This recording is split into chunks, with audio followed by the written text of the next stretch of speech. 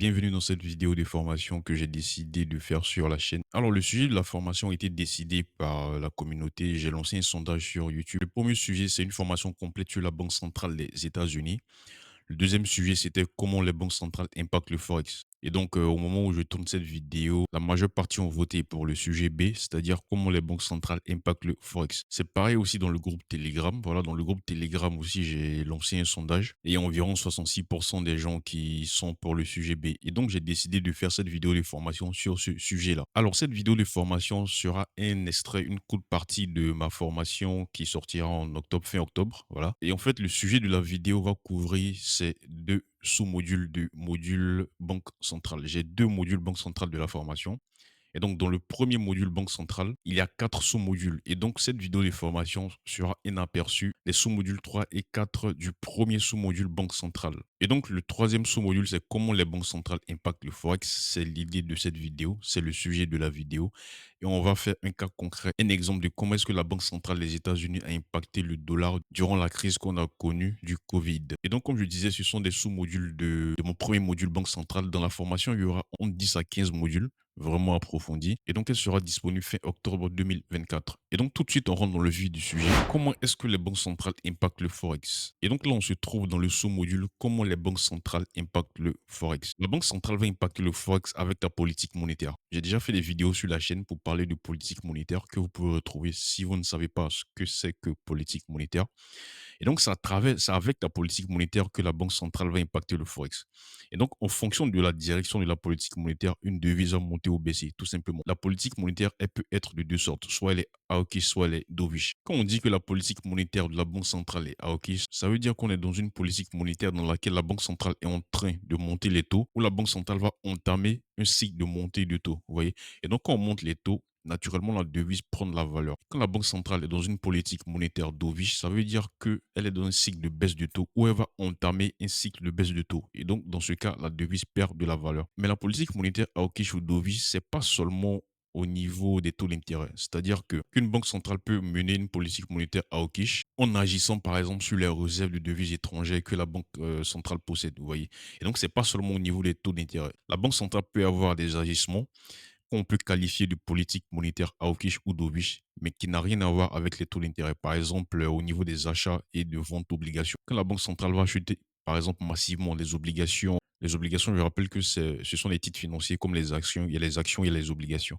Et donc, quand les banques centrales vont acheter massivement les obligations du pays dans lequel elles se trouvent, c'est pour aider l'État, c'est pour injecter de la liquidité dans l'économie, vous voyez. Et donc, on dit que la politique monétaire de la Banque centrale est dovish. Parce que si tu veux injecter de la liquidité dans l'économie, bah, ça aura le même effet que si tu baissais les taux, vous voyez. Et donc, la politique monétaire dovish ou hawkish, c'est pas seulement au niveau des taux. Ici, j'ai mis l'exemple des taux d'intérêt, mais dans la formation qui sortira, on va un peu plus en détail sur ça. Et donc, la Banque centrale va impacter le Forex avec sa politique monétaire. Si sa politique monétaire est hawkish, bah, la devise va prendre de la valeur. Si sa politique monétaire est dovish, bah, la devise va perdre de la valeur. Et donc, si on prend l'exemple des taux, on peut se demander pourquoi quand les taux vont monter, la devise va prendre de la valeur. En fait, c'est un principe simple. Quand la Banque centrale augmente les taux d'intérêt, et donc si tu augmentes les taux d'intérêt, on va voir ça tout à l'heure dans la formation, c'est pour limiter le flux des cash, tu as pour intention de limiter l'argent qui est disponible dans l'économie. L'argent qui circule dans l'économie, tu veux limiter ça. Le fait de limiter quelque chose, par principe simplement, quand quelque chose est rare, bah, il prend de la valeur. Quand quelque chose est assez, bah, on a tendance à ne pas voir sa valeur et sa valeur peut baisser. C'est pareil avec les devises. C'est pareil avec l'argent. Quand la Banque centrale est dans une politique monétaire hawkish, elle a l'intention de raréfier l'argent. Et donc, sa valeur va augmenter naturellement. Et donc, la Banque centrale influence le Forex avec sa politique monétaire qui peut être hawkish ou dovish. Mais on peut se demander comment. Comment ça se passe? Et donc, c'est ce que j'ai marqué ici. Puisque le but, généralement, c'est de maîtriser l'inflation et d'avoir un marché de l'emploi stable, la politique monétaire de la Banque centrale va dépendre de cela, tout simplement. Parce qu'on peut se demander, mais pourquoi est-ce que la Banque centrale va mener une politique hawkish ou dovish? Qu'est-ce qu'elle va regarder? C'est en fonction de ses objectifs. Et généralement, quand on va le regarder dans les banques centrales du monde entier, les banques centrales peuvent avoir des objectifs assez spécifiques d'une banque centrale à une autre. Mais ce que vous allez retrouver généralement un peu partout, c'est de maîtriser l'inflation et le marché de l'emploi. Voilà, il faut que ce soit stable, quoi, vous voyez. Et donc, c'est ce que les banques centrales vont regarder pour orienter la politique monétaire. Et une fois que la politique monétaire est orientée, nous, on sait maintenant si la devise va partir à la hausse ou à la baisse. Mais sur le marché, tout se passe par anticipation. Et donc, comme on sait que la Banque centrale va regarder l'inflation et le marché de l'emploi, pour définir sa politique monétaire. Et donc, nous aussi, on va suivre l'inflation et le marché de l'emploi, voilà, pour anticiper la politique monétaire de la Banque centrale, pour se positionner en avant sur la devise, tout simplement. Et donc, ici, je vais vous montrer un exemple. On est sur le site de la Banque centrale des États-Unis. Par exemple, ici, elle a mis ses objectifs. Donc, vous voyez que le premier objectif ici, c'est de conduire une politique monétaire pour promouvoir un emploi maximal. Voilà, un emploi maximal et avoir des prix stables. Les prix stables, c'est l'inflation, tout simplement. Et donc, c'est ce que je disais. Donc, c'est ce qu'elle va regarder pour conduire sa politique monétaire. Quand on part sur le site de la Banque centrale d'Australie, ici, l'un de leurs buts, c'est quoi? C'est de contribuer à la stabilité de la monnaie au plein emploi. Vous voyez? Et donc, ça revient assez souvent dans les différents objectifs des différentes banques centrales. Et donc, ce sont ces éléments-là principalement qui vont regarder pour définir la politique monétaire. Et la politique monétaire, ensuite, va agir sur la devise. Et donc, va nous impacter, nous qui tradons le Forex, tout simplement. Et donc, on va commencer par l'inflation. Comment est-ce que l'inflation va nous impacter, nous qui tradons le Forex? Comment est-ce que la Banque centrale va traiter l'inflation? Et donc ici, on va prendre un exemple simple. Ça dit que les banques commerciales, quand elles vont partir emprunter de l'argent à la Banque centrale, bah, elles vont emprunter avec un taux à 4%. C'est-à-dire qu'elles vont rembourser ce prêt-là à 4%. Ensuite, la banque doit faire des profits. Et donc, nous, elle va nous prêter à 4,5%. Elle va prendre ses profits et rembourser la banque centrale. Et donc, on va prendre cet exemple-là. La banque centrale prête à 4% et la banque commerciale nous prête à 4,5%. On va prendre maintenant l'exemple d'une inflation qui est trop forte. Comment est-ce que la banque centrale va réagir à une inflation qui est trop forte et comment est-ce que ça va nous impacter, nous qui tradons le Forex? Donc, si on remarque que dans un pays, l'inflation est trop forte, par exemple, qu'est-ce que ça veut dire? Donc, si l'inflation est trop forte, ça signifie que les prix des biens et des services sont élevés. Voilà, quand vous partez au supermarché, bah, vous allez voir que les produits que vous allez acheter, que ce soit la viande, les fruits, les légumes, c'est cher. Les prix ont trop monté, alors que généralement, on veut que l'objectif de l'inflation soit à 2%. Mais par exemple, cette inflation-là peut être à 6-7%.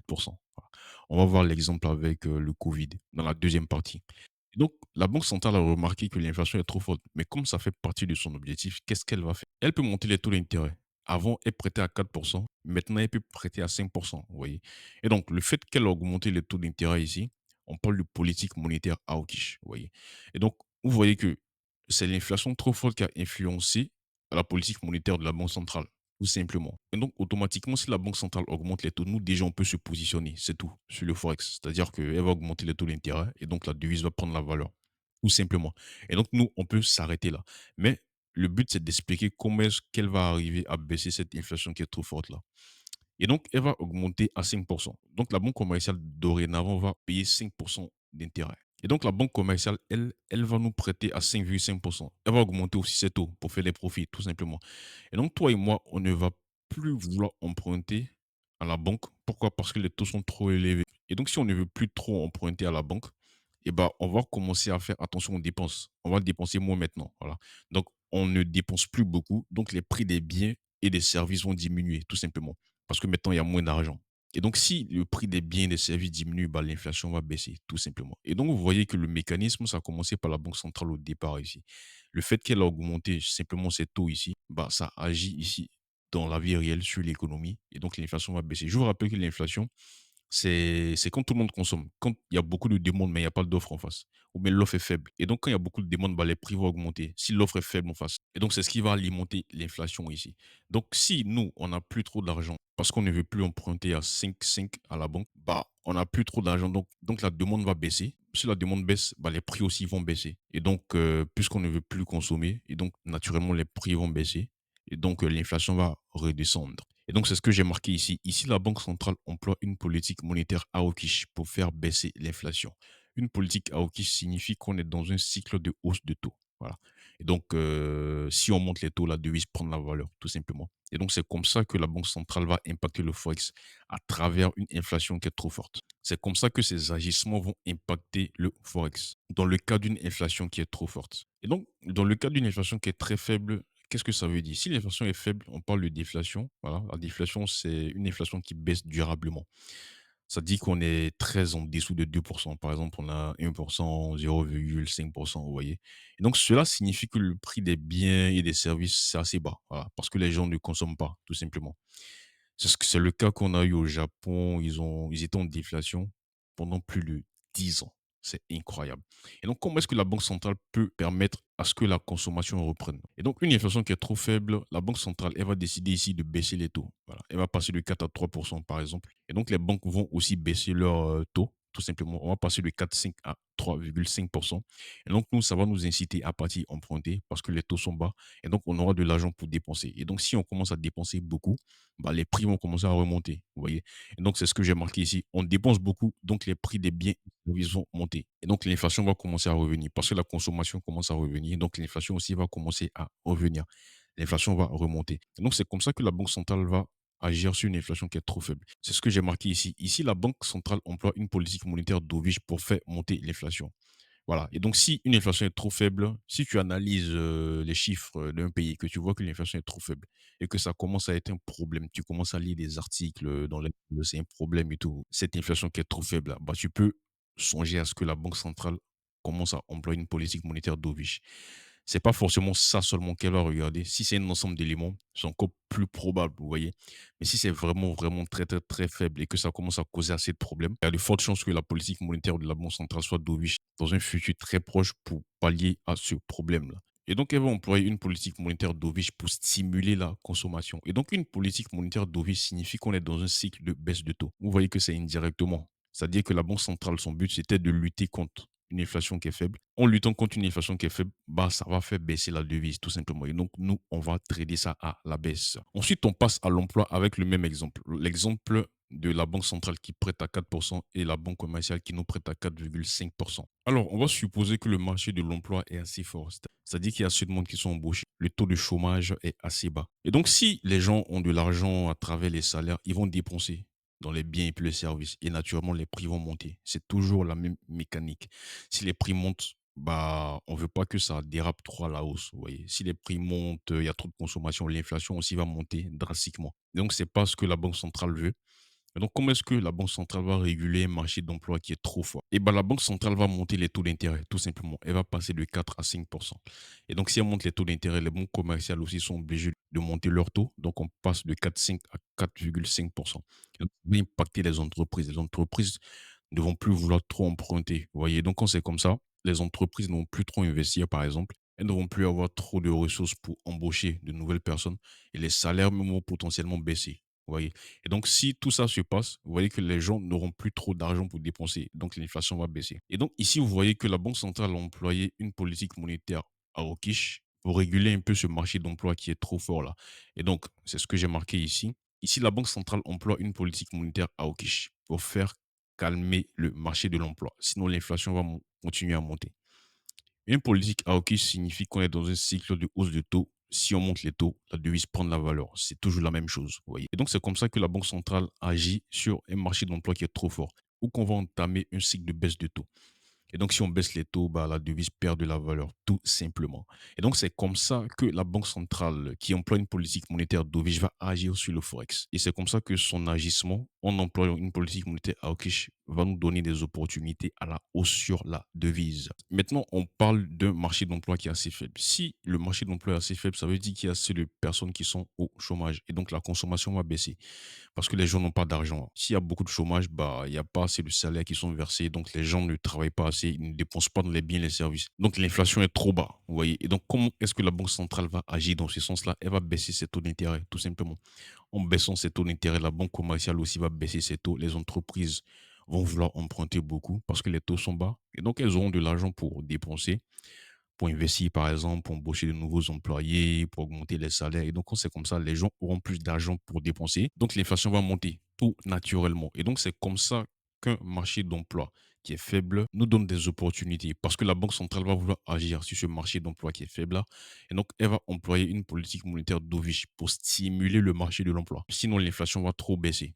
Et donc, comme nous, on sait qu'une politique dovish, ça signifie qu'on est dans un cycle de baisse de taux ou qu'on va bientôt baisser les taux, bah, la devise va perdre de la valeur, tout simplement. Et donc, si par exemple, vous analysez et que vous voyez que dans un pays, le chômage est assez élevé, bah, vous pouvez anticiper que la Banque centrale va employer une politique monétaire dovish et vous positionner en fonction de ça. Mais encore une fois, généralement, on ne regarde pas ça seulement isolément pour prendre cette décision. Ça fait partie d'un package, ça fait partie Parce que quand vous analysez des données d'un pays, c'est pas seulement l'emploi que vous allez analyser, vous voyez? C'est plusieurs données que vous allez analyser et donc ça fait partie d'un package que la banque centrale va regarder pour agir ensuite. Mais quand les choses sont assez violentes, généralement, elle ne va pas hésiter à agir. Alors, dans ce dernier sous-module, on va voir un cas concret de l'évolution du dollar pendant le Covid et vous allez voir le rôle que la Banque centrale a joué sur la valeur du dollar à travers sa politique monétaire. Et donc, en 2020, le monde a été frappé par le Covid. Ça, c'était un peu partout dans le monde entier. Et donc, c'était le cas aussi aux États-Unis. Et donc, les différents États dans le monde entier ont pris des mesures de confinement. Voilà. C'est-à-dire qui dit confinement dit que l'activité économique va drastiquement chuter parce qu'il y aura pas de travail, il y aura pas de production et donc tout ce qui est croissance, tout ce qui est économie, tout ça allait chuter drastiquement. Et donc qu'est-ce qui s'est passé aux États-Unis? Eh ben, la Banque centrale des États-Unis, sachant que l'économie va très très très mal se porter, la croissance va chuter, il y aura pas de consommation et tout, bah, les gens auront du mal à consommer parce que il y aura pas de salaire, au fait. Les gens ne vont pas travailler. C'est sûr que le chômage va augmenter. Il y aura du mal pour consommer, tout simplement, parce que les gens ne travaillent pas, ils n'auront plus d'argent. Et donc, la Fed, comment est-ce qu'elle réagit à ça? Et donc, la Fed a pris des mesures dans quel sens? Elle veut aider l'économie, tout simplement. Elle veut aider les ménages. Et donc, tout ça, ça va passer par quoi? Ça va passer par une injection massive d'argent dans l'économie, tout simplement. Et donc, elle va utiliser les différents outils de la politique monétaire pour agir. Et donc, si elle veut injecter de l'argent dans l'économie, ça veut dire qu'elle tend vers une politique monétaire dovish. Déjà, elle a baissé les taux d'intérêt 2 fois. Et donc, au niveau des taux, puisqu'on est dans une politique monétaire dovish, elle veut aider l'économie et tout. Elle veut injecter de l'argent dans l'économie. Elle va procéder à 2 baisses de taux de moins 50 points de base, vous voyez, pour se retrouver à 0,25% du taux d'intérêt de fin février au 15 mars. C'est-à-dire qu'en environ 2 semaines, elle va baisser les taux de 100 points de base. Ça, c'est inouï quand même. C'est du jamais vu. Je vous montre ici. Et donc là, c'était en 2020. Voilà, voici les 2 baisses de taux qu'elle a effectuées. C'était inouï. En l'espace de 2 semaines, voilà, on est quitté de 1,75 à 0,25. C'était extraordinaire, du jamais vu. La baisse était violente en proportion à ce qui se passe, vous voyez. Parce que la Fed anticipe que bon, il y aura pas de travail, il y aura pas de consommation et tout pour aider. Bah, il faut baisser les taux pour que les gens partent emprunter pour consommer, tout simplement. Et donc, en ce moment-là, en mars, l'inflation était déjà à 1,5%. On était déjà bas. Voilà, s'il n'y a pas de consommation, ça pouvait continuer à chuter. On veut pas ça. Et donc, les baisses du taux étaient vraiment assez violentes. C'était massif quand même. Et donc, dans la foulée, le dollar a chuté. Mais avant de vous montrer le graphique, ici, j'ai pris quelques titres d'articles pour vous montrer. Voilà. Coronavirus, la Fed annonce 2300 milliards de dollars de nouveaux prêts pour l'économie américaine. Voilà. C'est ce que je disais tout à l'heure ici. La Banque centrale a facilité les emprunts en baissant vraiment les taux d'intérêt ici. Et donc, c'est facile pour les banques d'aller emprunter, aux particuliers ensuite d'aller emprunter aux banques commerciales. Donc, c'est ce qui est marqué ici aussi. La Fed réduit ses taux à zéro et inonde le marché de liquidités et de dollars. Ici aussi, dans le troisième article, la Fed abaisse de nouveau ses taux, les banques centrales mobilisées. Donc, c'était un peu partout dans le monde entier. On était focus sur une politique monétaire dovish. On continuait la politique monétaire dovish pour quand même soutenir l'économie parce qu'il n'y avait pas de consommation. Les différentes mesures prises par les États, confinement, restrictions et tout, bah, ça limitait trop, en fait, la consommation, l'économie, la croissance et tout. Et donc, chacun doit jouer son rôle. La Banque centrale doit régler ça. Et donc, ce sont les mesures qu'elle a mises en place. Politique monétaire vraiment, vraiment dovish pour injecter assez de liquidités dans l'économie. Et donc, ici, politique monétaire dovish, là, on était fin février, moitié mars, bah, le dollar, lui, il est parti à la chute dans la foulée. Pourquoi? On a baissé les taux. Politique monétaire dovish, ça implique devise à la chute. Et donc, ici, le dollar a chuté. Je vais vous montrer le graphique. Et donc, ça, c'est le graphique du dollar en semaine. C'est-à-dire, une bougie, ça représente une semaine. Et donc, à peu près le 15 mars ici, 15-16 mars, voilà, on était là à ces sommets-là. Après, on a vu que bon, voilà, le dollar est parti à la baisse ici, hein, tout simplement. Ça, il n'y a rien à faire. Si vous tradez à l'époque, ça, c'était une très belle opportunité. Analyse fondamentale très simple. Et donc, le dollar, il a chuté comme ça, tout simplement. Et donc, ensuite, vers octobre, et même avant ça, on a commencé à avoir des rumeurs disant que les États-Unis, ils vont commencer quand même à lever les restrictions. Vous voyez, les restrictions qu'ils ont imposées lors du Covid. Vous voyez, donc ça allait commencer le 8 novembre. Et donc, vers octobre et même avant ça, on commençait déjà à avoir des rumeurs. Vous voyez. Et donc, c'est ce que j'ai marqué ici. Rumeur qu'on va commencer à lever les restrictions. Si on commence à lever les restrictions, ça veut dire que les choses vont commencer petit à petit à revenir à la normale. C'est-à-dire que les activités vont reprendre, la consommation va reprendre normalement. Et donc, en ce moment-là, l'inflation aussi commence à vraiment monter à cause de la facilité de consommation des ménages due aux mesures de soutien de l'économie par la Fed. Voilà, la Fed a aidé les gens. ils ont mis de l'argent dans l'économie, les gens avaient de l'argent, bah, on dépensait tout simplement. Et donc, quand on dépense et qu'il n'y a pas assez d'offres en face, bah, les prix montent tout simplement. C'est ce dont on parlait dans le chapitre précédent. Voilà, les gens ont de l'argent pour dépenser, tout le monde dépense massivement et donc les prix vont commencer à monter, l'inflation va monter. Les gens consommaient beaucoup et plus les restrictions seront levées, plus l'inflation va monter car la consommation ne va faire que monter. C'est ce que j'ai marqué ici. Déjà, quand il y avait des restrictions, les gens avaient de l'argent parce que la Fed a injecté massivement de la liquidité dans l'économie. En plus, si les restrictions sont levées, bah, les gens auront encore plus envie de consommer, ils vont sortir dans les services et tout, vous voyez. Donc l'inflation encore va continuer à monter gravement. Et donc en 2021, novembre, octobre, on était à des niveaux d'inflation assez élevés. Vous voyez, en novembre, octobre, on était à 6,2 en octobre 2021 et à 6,8 en novembre 2022. Et donc ça montait en flèche. Alors que l'objectif, on veut que ça soit autour de 2%. Et donc ça, c'est assez élevé comme inflation. C'est incroyable, vous voyez. Et donc, le prix des éléments était vraiment cher. Et donc, il fallait que la Fed commence à agir. D'autant plus qu'on commençait à lever les restrictions. Et donc, par anticipation, c'est comme ça, toujours ça se passe. Si le marché commence à anticiper que bah, les choses commencent à revenir à la normale, la Banque centrale va arrêter ses mesures d'aide au marché, bah, par anticipation, le dollar va monter car on s'attend à ce que la Fed arrête de soutenir l'économie car on retourne à la situation normale. Donc le marché va déjà anticiper que la Fed va remonter les taux parce qu'on est assez bas. Et donc quand c'est comme ça, le dollar est aussi. Pourquoi? Parce qu'on anticipe que la Fed, la Banque centrale, va changer sa politique monétaire. Elle va passer d'une politique monétaire dovish à une politique monétaire hawkish. Pourquoi? Parce que l'inflation ici est assez élevée. On commence à avoir les restrictions qui sont levées petit à petit. Et donc la situation va commencer à revenir à la normale. Et donc on anticipe déjà une politique monétaire hawkish. Et donc, le dollar, lui, part à la hausse.